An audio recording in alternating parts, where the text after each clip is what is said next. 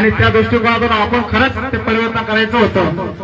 पण काही आपल्या भांडवलांनी जे आपल्यासोबत षडयंत्र रचून पेटविरोधकच होते. आपले भाजप असेल काँग्रेस असेल हे विरोधकच होते. पण बीएसपी असेल हे विरोधकच होते. एका उमेदवाराला माहिती किती आले?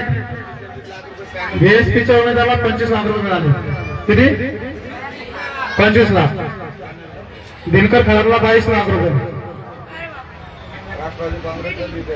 राष्ट्रवादी काँग्रेसला 8 का 10 लाख रुपये मिळाले. संजय नगर एससीच्या सांगताय, मी बाकीच्या नाही सांगत आहे. मला पाडण्यासाठी प्रत्येक पक्षानं अपक्षानं एससी मधल्या 5-5, 10-10 लाख रुपये दिले. लक्ष्मण कांबळे असं त्यांना 12 लाख रुपये घेतले. हे जाहीर बोलत नाही, यांच्या बापाला मी घाबरत नाही. आता माझा लढा हा जनतेसाठी आहे, माझा लढा स्वतःसाठी नाही. यापुढे आपण पद नसलं की तर काय होईल? तुम्ही सगळ्यांना सोबत येत ना,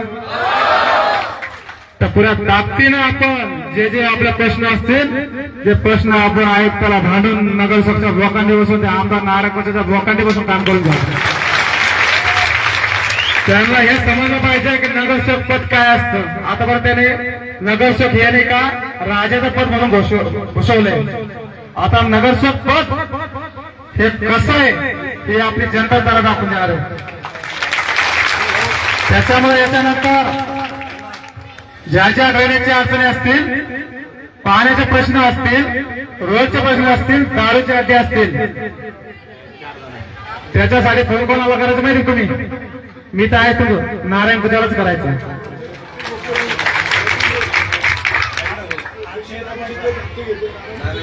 मुकलवाडीचा दारूच्या देशाचा अड्ड्याचा हप्ता नारायण पूजा घेतो. हे भाजपानेच घेतात. त्यांचा नगरसेवक घेतोय सुनील जगताप. मीडियामध्ये त्याचे जागजाहीर सांगू राहिले. हे दारूवाल्याला पोषणारे पण हेच आहेत. तुम्हाला माहित असं ज्या ज्या दारूवाल्याला काम केलं, कोणाच काम दारू बंद करणार आहे, करणार आहे की नाही करणार आहे? पुढेच फळबागांनी दारू बंद करणार आहे. हद्दपार कशाला म्हणतात? त्यामुळं येणाऱ्या काळात आपण आता बाळासाहेब आंबेडकर आपल्या सोबत आहे. बाळासाहेब आंबेडकर ही लढाई आपली, जी आपण जिंकलेली लढाई, जी षडयंत्रानं भाजपनं षडयंत्र करून लोकस मतदानाच्या माध्यमातून अधिकारी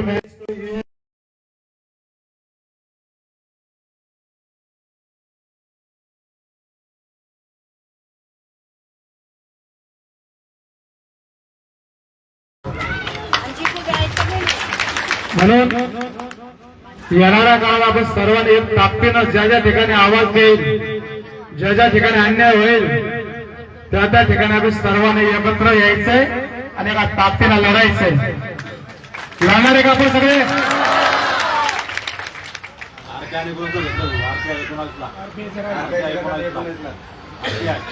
आरपी आठवले गट यांनी पण 19 रुपये घेतले भाजप करून. पैसे वापरच्या म्हणून शिव्या पण दिल्यात त्यांना. काही होते त्याच्यातले मोजके आपल्यासोबत, काही वरून होते, काही नावाला पण होते आपल्यासोबत.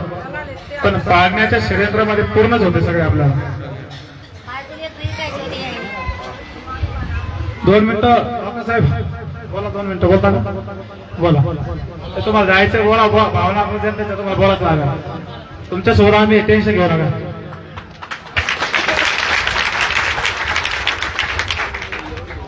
सतीश भाऊ अमरजी,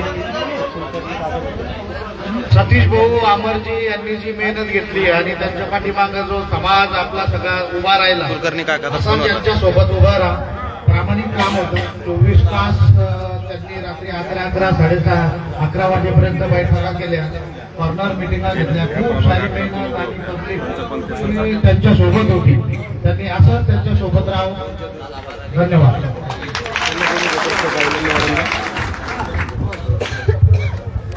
तसंच 11 पर्वतावर 11 मध्ये कोणत्या पक्ष? काँग्रेस. या या या ताई या ना, काही प्रॉब्लेम नाही, काही प्रॉब्लेम नाही. बर यांच्यासोबतही अशीच घटना घडली. बोला 2 मिनिटं. बोला बोला बोला बोला तुम्ही. मी प्रभाग क्रमांक 11 मधनं उभी होते. थोडं पुढे घ्या, माईक पुढे घ्या, थोडं समोर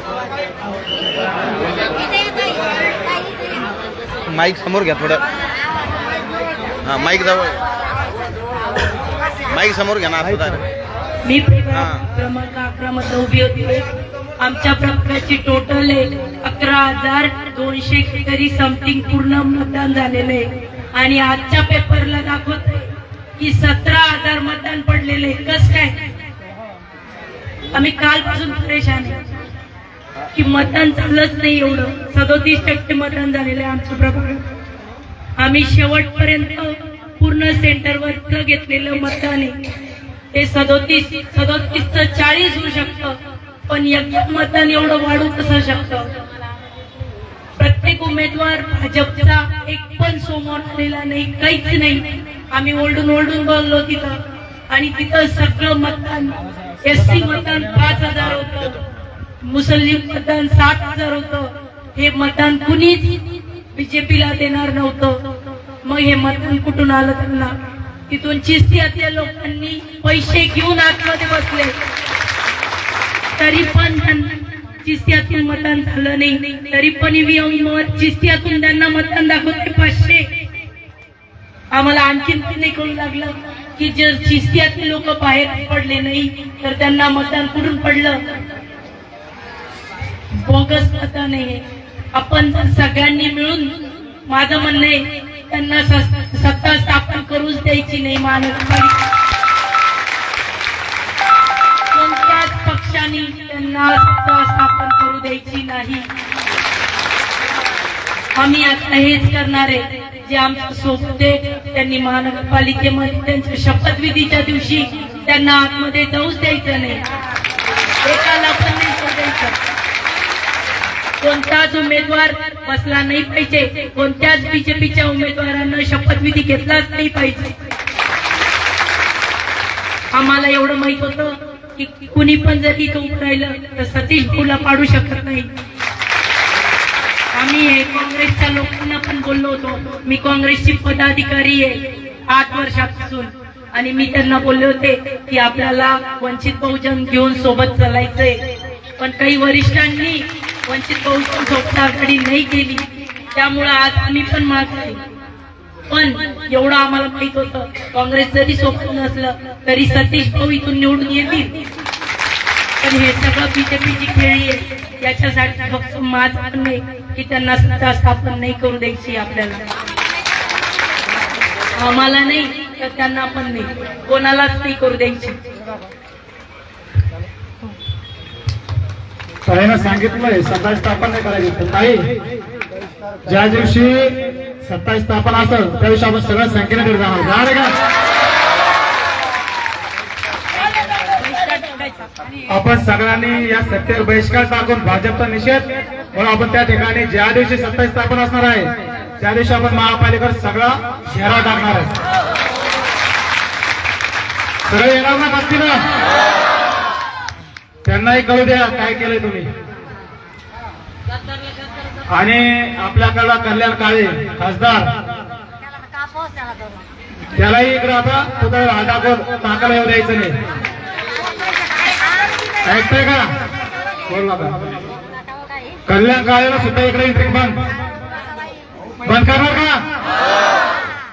मग ते 14 एप्रिल असेल 6 डिसेंबर असेल त्याने इकडे हात दाखवायला येऊच नाही. सरळ तुमच्या, मी सर्वांना साक्षीदार सांगतोय की त्यांना इकडे येऊ नये. त्याला वाटत असेल कायदा सुव्यवस्थेमध्ये हातात घेण्याची तयारी माझी असेल.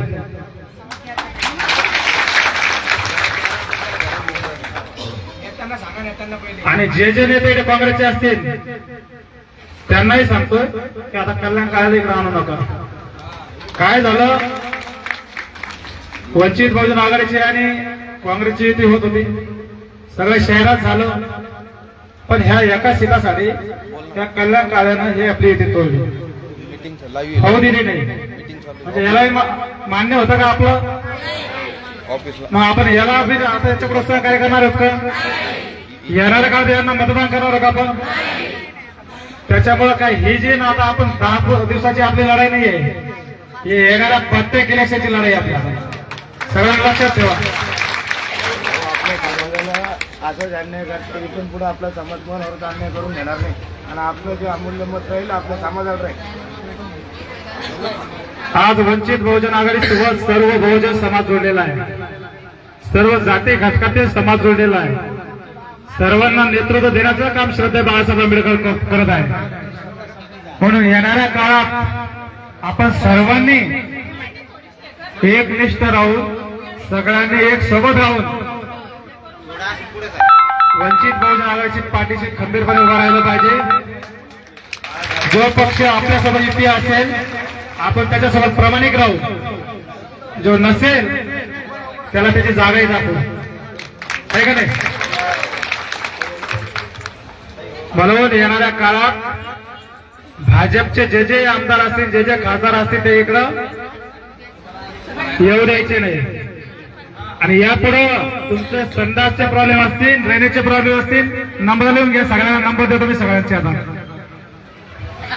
आमदार नारायण कुचे, आमदार अनुराधाताई चव्हाण, हे आमची एक बहीण आणि एक आमचा भाऊ.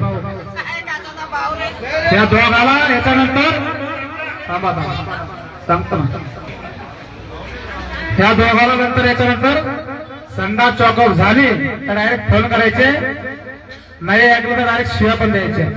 काय करायचं? मतदान देणार नाही आपण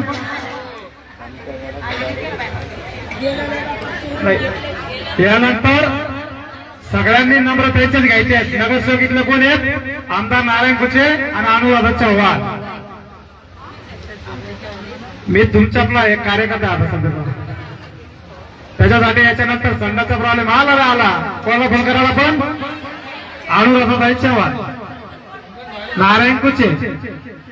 आणि नाही झालं डायरेक्ट शेवट आपल्या भाषेत माहिती आहे आपल्याला कसे करायचे.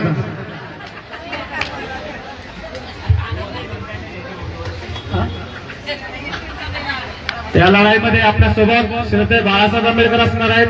आम्ही न्यायालयीन लढाई, आम्ही सगळेच उमेदवार ज्यांच्यावर अन्याय झाला आहे, ज्यांनी आपल्याला अन्याय केला ते आपल्यासोबत नसणार बरं का, हे लक्षात घ्या. ज्यांनी त्याला मदत केली ते नसणार आहे आपल्यासोबत. त्याला आपण कोणा देऊ? आता बीएसपी हाकले नाही देऊ, तसेच बाकीचे सगळे हाकलणार आहे आपण. जे विरोधात होते सैना असेल, बाकीचे असेल, त्यांना सन्मान देऊ, पण आपल्या भांडवलाला सन्मान नाही आता याच्यानंतर. म्हणून सगळ्यांनी एका ताकदीने आपण श्रद्धेय बाळासाहेब आंबेडकरांचं काल माझं बोलणं झालं, त्याच्यासोबत चर्चा झाली. त्यांनी सगळं सांगितलं, तिथले सीसी फुटेज, तिथले काय काय रेकॉर्डिंग असतील. आमदार नारायण कुचे आला तिथं, ऐकतो त्याच्या गाडीत घेऊन फिरला. तिथला जो आरोह असेल त्यांनी ते शुभेच्छा दिल्या, त्याच्या मशिनी चेंज झाल्या. त्याच्या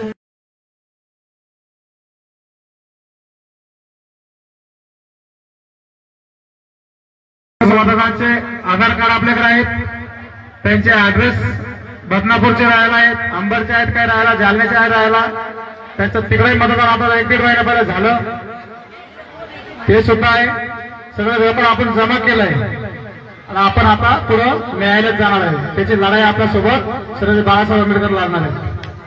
म्हणून आपण ते झालं असतं पहिला एखादा आपण वकील लावला असता आणि ते त्यांनी मॅनेजही करून टाकलं असतं, पण श्रद्धेय बाळासाहेब आंबेडकराला मॅनेज करण्याच्या बापाकडून जमणार नाही.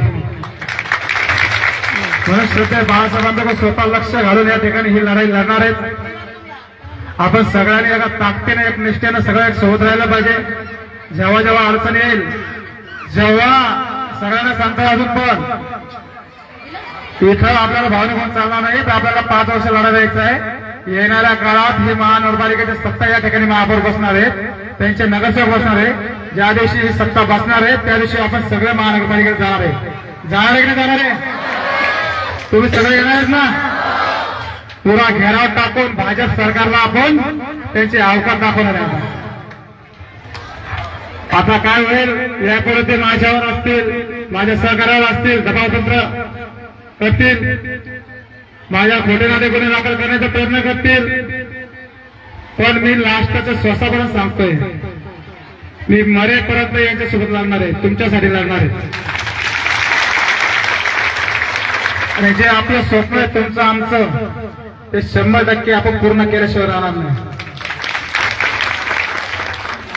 यानंतर अवधूत भाऊ अंधारे बोलते.